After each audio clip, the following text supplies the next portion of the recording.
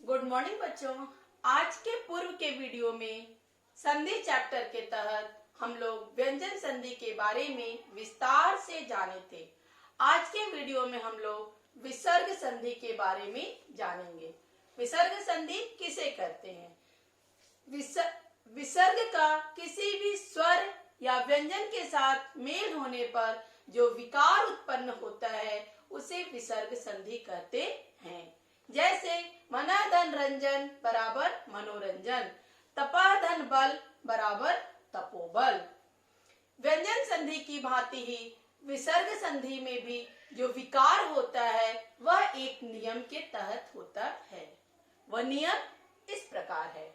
नियम नंबर 1, जब विसर्ग से पहले और विसर्ग के बाद दोनों तरफ अ होता है तो विसर्ग का ओ हो जाता है। जैसे मनाह धन अनुकूल बराबर मनोनुकूल। मना धन अनुकूल, यहाँ भी यहाँ भी यह ओ हो गया।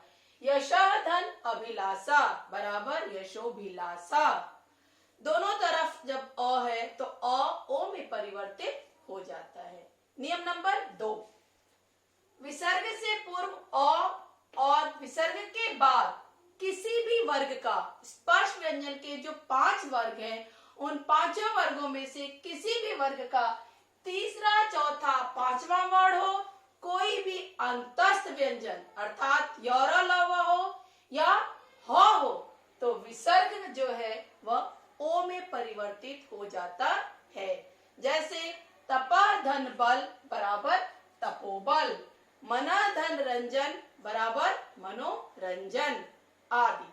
नियम नंबर 3, विसर्ग से पूर्व अ आ को छोड़कर कोई अन्य स्वर हो। विसर्ग से पूर्व अ और आ नहीं हो, इसके अलावा कोई भी स्वर हो और विसर्ग के बाद कोई भी स्वर हो किसी भी वर्ग का तीसरा, चौथा, 5वां वर्ण हो या य, ल, व, ह में से कोई वर्ण आए तो विसर्ग का र हो जाता है। विसर्ग जो है वो र में परिवर्तित हो जाता है। जैसे दु धन उपयोग बराबर दुरुपयोग, दु धन गुण बराबर दुर्गुण आदि। नियम नंबर 4, विसर्ग के बाद च या छ है तो विसर्ग श में, तालव्य श में परिवर्तित हो जाता है। विसर्ग के बाद दंत स या त है तो विसर्ग स में परिवर्तित हो जाता है। जैसे मनः धन ताप बराबर मनस्ताप, दुह धन साहस बराबर दुस्साहस आदि। नियम नंबर 5, विसर्ग से पूर्व छोटी ई, छोटा ऊ है और उसके बाद क, ख, ट, ठ, फ, फ कोई भी अक्षर है, क, ख, ट, ठ, फ, फ को इनमें से कोई भी एक वर्ण है तब विसर्ग का मूर्धन्य स हो जाता है। जैसे निर्धन पाप बराबर निष्पाप, धनु धन टंकार बराबर धनुष टंकार आदि। नियम नंबर 6, विसर्ग के बाद तालव्य श और दंत स हो तो क्रमशः तालव्य श में और दंत स में परिवर्तित हो जाता है। जैसे दुर्धन साहस बराबर दुस्साहस, निर्धन संदेह बराबर निस्संदेह आदि। नियम नंबर 7, विसर्ग के बाद र हो तो विसर्ग का लोप हो जाता है और र के पूर्व का जो ह्रस्व है वह दीर्घ हो जाता है।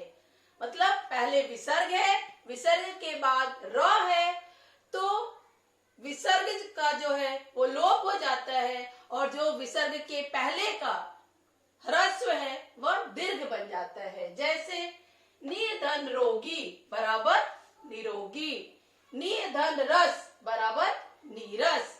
विसर्ग हट गया और न पर बड़ी की मात्रा हो गया छोटी की जगह।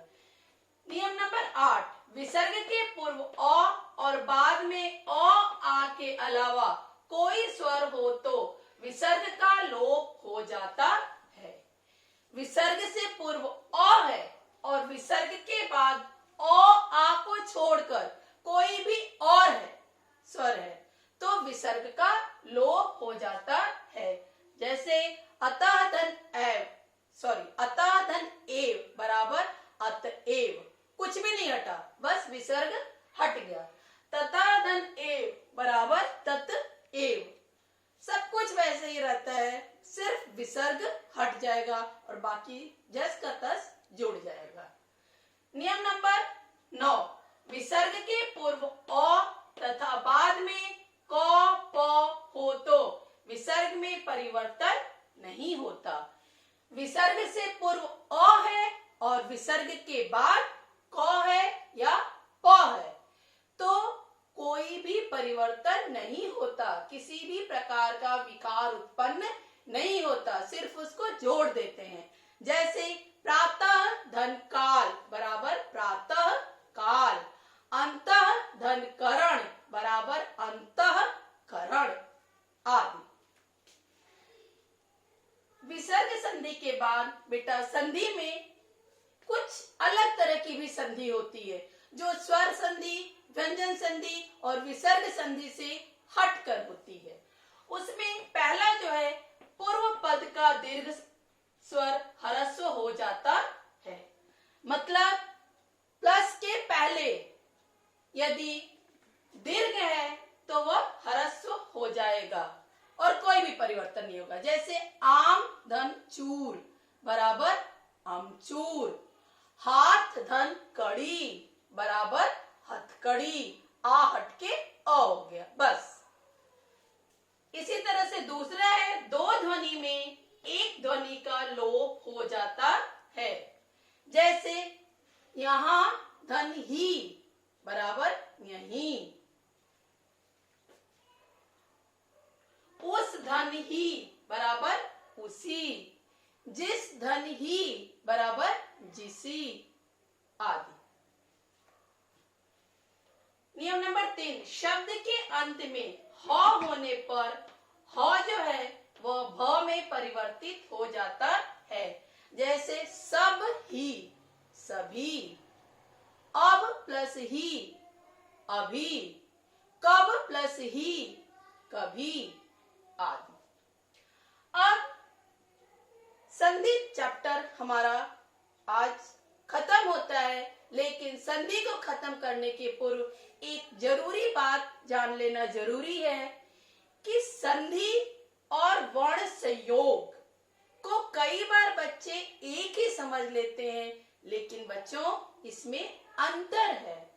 संधि में क्या होता है कि एक या दो स्वर या व्यंजन में विकार उत्पन्न होता है, जबकि वर्ण में क्या होता है, वर्ण संयोग में कि हाँ प्रत्येक वर्ण जो है, प्रत्येक व्यंजन जो है वो स्वर से अलग हुआ रहता है, उसको एक साथ मिला करके लिख देते हैं। या अगर वर्ण विच्छेद या संधि विच्छेद कर रहे हैं तो किसी एक या दो स्वर या व्यंजन में विकार उत्पन्न होकर के संधि विच्छेद होता है, जबकि वर्ण विच्छेद प्रत्येक वर्ण को अलग अलग किया जाता है। जैसे स्वागत, स्वागत का जब हम लोग संधि करेंगे तो सुधन आगत बराबर स्वागत स्वर संधि।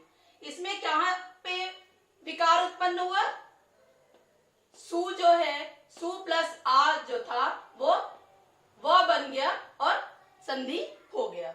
जबकि यदि हम लोग इसका वर्ण विच्छेद करेंगे तो क्या होगा, हलंत स प्लस हलंत व प्लस आ प्लस हलंत ग प्लस अ प्लस हलंत त प्लस अ बराबर स्वागत। माने प्रत्येक वर्ण में को हम लोगों ने तोड़कर अलग किया, जबकि संधि में ऐसा नहीं होता है।